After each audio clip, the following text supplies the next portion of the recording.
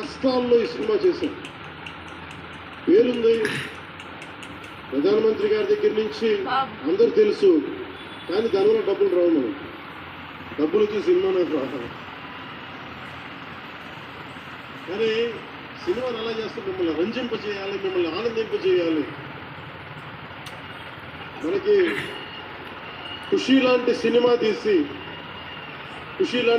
తీసిన ఏం రత్నం గారు ఎప్పుడో 2017లో ఎప్పుడో సినిమా వచ్చి మీరందరూ తిడుతూ ఉంటారు కదా, నన్ను ఎంతసేపు రీమేక్లు చేస్తావు అని.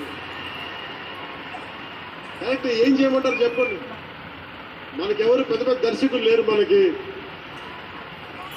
కింద నుంచి వచ్చిన వాళ్ళం. మనకి పెద్ద ఒక్క నిమిషం,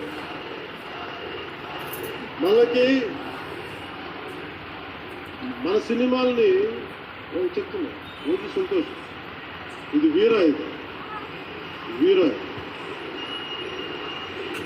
మీకు ఈ సినిమా గురించి చెప్తాను. మీకు అంటే మనకి దర్శకులు ఎవరు లేరు.